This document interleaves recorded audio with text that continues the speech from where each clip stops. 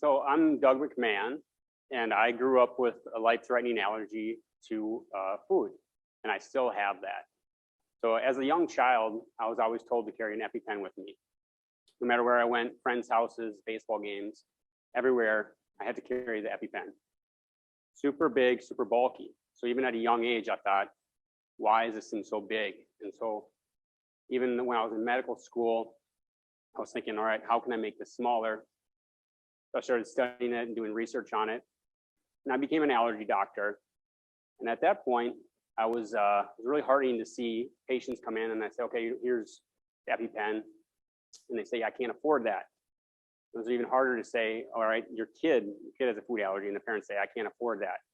It was really tough on me. And so at that point, I said, all right, I'm going to make this company a reality.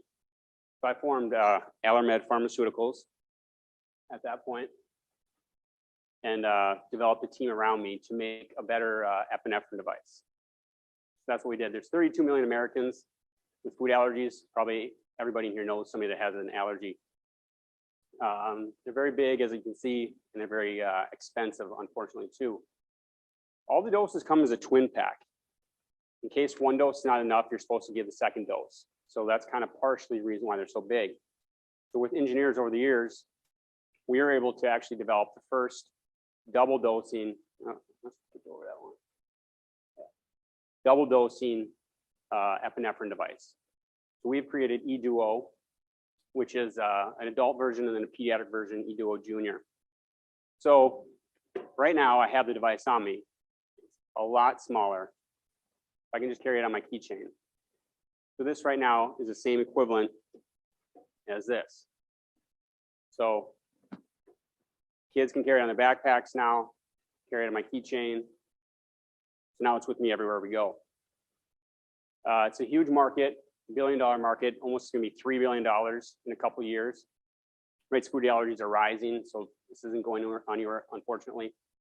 We are going to get 3 devices through the FDA, the adult version, the pediatric version, and then a hospital pack. We've done surveys for other providers who are looking favorably about our device.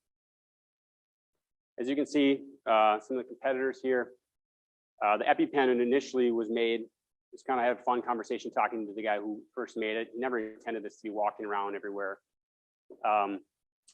This AllerMed is a nice device, but it's extremely expensive, has a lot of little gimmicks in it, talks to you, a lot of different things, brings the price up very high.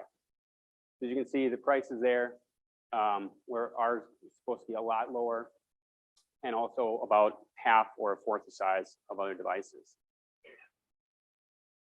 So we're gonna have the EDuo Junior, and then a pharmacist came to me and said, you know, in the hospitals, we keep throwing away these EpiPens every year because they expire after about a year. We're throwing all these out. Can you do anything for us? And I said, all right, well, we're already filling little micro cartridges. We could probably fill syringes. So that's what leads me here today, is that we have a flu, almost like a hospital pack for flu shots. So basically, these are all filled with epinephrine.